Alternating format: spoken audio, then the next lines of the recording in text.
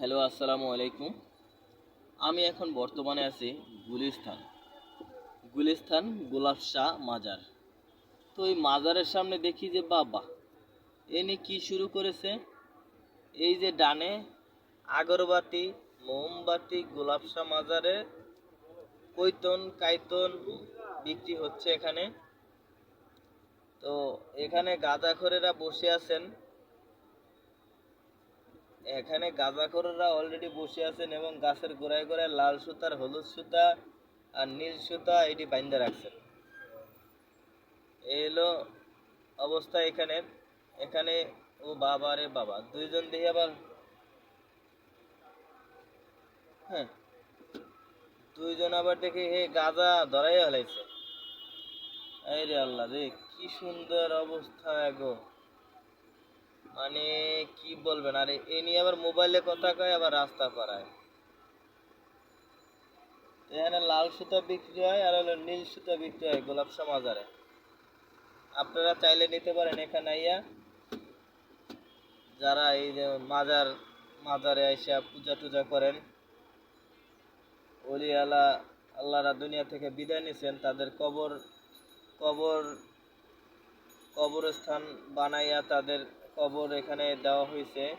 এবং এখানে এইটা দেওয়ার পর থেকে এখানে কতটি গাঁজাখোররা, মদখোররা, তারা এখান থেকে টাকা তোলে, চাঁদা তোলে, গাঁজা খায়, মদ খায়। এইটা হলো এই জায়গার অবস্থা। এবং এই দেখেন রাস্তার মাঝখানে জ্যাম হবে না কেন? রাস্তা চলে গাড়ি, সেই জায়গায় চলে আপনার সেই জায়গায় চলে আপনারই ফলের দোকান, এই দোকান ওই দোকান। মানুষের ব্যস্ত, মানুষ আসলে অনেক ব্যস্ত শহর এটা। এই ব্যস্ত শহরে আসলে চলতে ফিরতে অনেক ঝড় তুফান দখল যায়। তো আমার সামনে এই দেখেন বাইক চালাচ্ছে কিভাবে।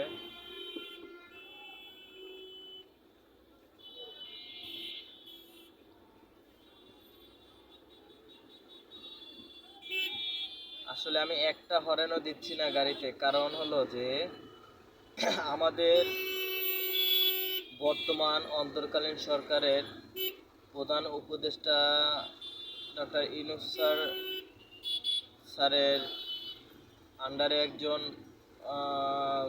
পরিবেশ উপদেষ্টা ম্যাডাম আসছে।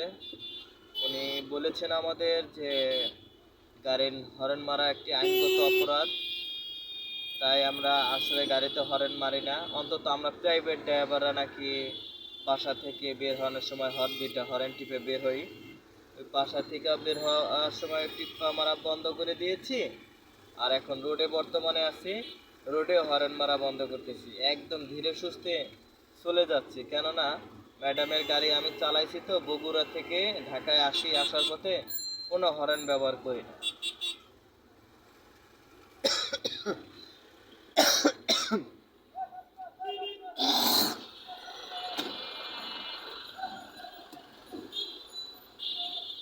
তো আমি আছি আসলে এখন সামনে হলো হানিফ ফ্লাইওভার, তার আগেই আছি আসলে বাম সাইডে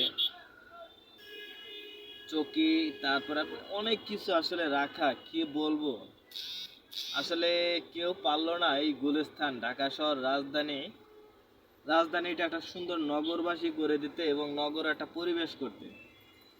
আসলে জেলার বাস কাউন্টারগুলো দ্রুতর সাথে যদি না সরানো যায়, মানে বাস কাউন্টার বলতে কি, লোকালের তো বাস কাউন্টার নাই, কিন্তু লোকাল বাসগুলো এইখান থেকে এসে ঘুরে ইউটার্ন সিরিয়াল দিয়ে নিয়ে যায়। যেমন দোহার, নবাবগঞ্জ, এই যে এই রহমান, তারপর আমাদের এদিকের এই যে কি পরিবহন, এটা এটা হলো যে মল্লিক পরিবহন, আরও কি জানি পরিবহন আছে এখানে। তো এই পরিবহনগুলো যদি ওই পারে নিয়ে যাওয়া যায় কদমতলা কাউন্টারে, তাহলে কিন্তু এই সাইডে জ্যামটা কমে যায়। যাত্রাবাড়ির জ্যামগুলো যদি কমে যায়, যে পোস্তাখোলা ব্রিজের ওই পারে হাসনাবাদ এলাকায় বিআরটি এর আশেপাশে অনেক জমি আছে, সেইখানে যদি একটা বাস টার্মিনাল নিয়ে দেওয়া যায়, জেলার বাসগুলো মানে ডিস্ট্রিক্ট বাসগুলো যেটা বিভাগ থেকে আসে, কাউন্টারগুলো ওই পারে নিয়ে যায় এবং বাসগুলো ওই পার থেকেই ছাড়বে। এই পাশে শুধু ঢাকার বাস চলবে, শুধু ঢাকা মেট্রোর ভিতরে রাউন্ড হবে।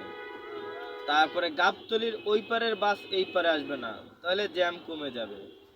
সাভার আশুলিয়ার বাস বাইপাস থেকে যেটা ঢোকে ওইদিকে রাস্তা বন্ধ করে দিয়ে শুধু আপনার ওই মানে জেলা মানে ওইটা যেটা মেট্রো, যতটুকু মেট্রোর আন্ডারে মেট্রোর বাসগুলো এদিক দিয়ে চলবে, ওখানেও জেলার বাস ঢুকবে না। যদি এইরকমটা করা যায় তাহলে ঢাকা শহরের জ্যাম কমবে না কেন? কমবে, ও দৌড়াবে, জ্যাম আর কমা লাগবে না, ওই কমে যাবে একে একে। কাউর এত নির্দেশনা দেওয়া লাগবে না, কাউর এত কথাও বলা লাগবে না, নিয়মে আসুক, সব পরিবর্তন হয়ে যাবে।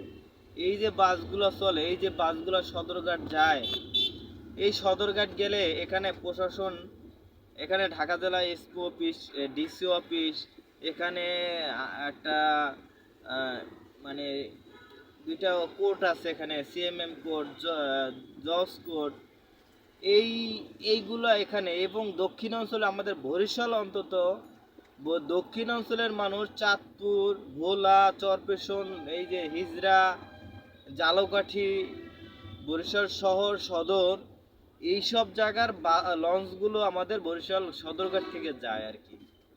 তো আমরা এখান থেকে যে যাই, এই রোডটাও এই দেখেন ভাঙ্গাচুরা, এই যে গাড়ি জাকায় নাকায়, এবং এই যে বাসগুলো আসতেছে, এই বাসটা একটু মোটামুটি তাও একটু দেখা যায় ফ্রেশ আছে, মানে বাইরে রং টং কইরা বাই করছে, তাও এটা একটার লাগে আর একটা পারাপারি কইরা, তাও দুই সাইডে একটু একটু আছে এখনো। আর এমন এমন বাস আছে যে বাসগুলো নিয়ন্ত্রণে নাই, দাগ ফালানো, এইটা ফালানো, ওইটা ফালানো। আর এখন তো মার্সিডিজ কার মানে কি গো, মার্সিডিজ কার, এই যে বিএমডাব্লিউ, এই যে আমার বাম সাইডে এই যে বিএমডাব্লিউটা দেখতে পাচ্ছেন। এখন আমরা একটু আকাশটা দেখাই, এই যে আকাশটা দেখেন। এখন এই আকাশ দেখার পরে দেখবেন আপনারা জ্যামের ভিতরে আছি, এই যে জ্যাম, এই হলো অবস্থা। এই বিএমডাব্লিউ, মার্সিডিজ এবং এই যে আসলে সিঙ্গেল, এই যে নীল একটা বাতি জ্বলে এরকম টিকিং টিকিং করে জ্বালায়, চোখের পরে মারে, আসলে কি এটা আইনগত কোনো অপরাধ না? এটার কোনো জরিমানা হতে পারে না?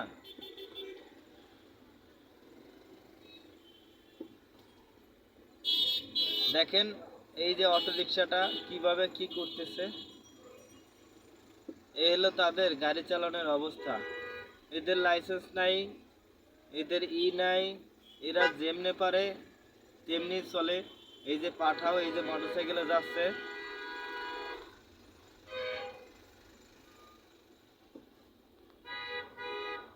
আর একজনের সিগারেট একটা হাতে নিয়ে আমাকে চাপ দিয়ে সে নাকি আগে যাবে। ওনার এত তাড়া যে ওনার ব্রেক কন্ট্রোলের বাইরে চলে গেছে। এবারও দেখাচ্ছি আপনাদের আকাশটা সুন্দর, দেখুন কত সুন্দর আমাদের উপরের আকাশটা। আবারও চলে আসলাম নিচের আকাশে, মানে নিচের জমিনে, আবারও চলে গেলাম আকাশে, আবারও চলে আসলাম জমিনে। তো আসলে এখানে আমার একটা স্ট্যান্ড দরকার, স্ট্যান্ডটা না হলে আমি পারতেছি না, আসলে আমার মোবাইলটা মাঝে মাঝে পড়ে যায়।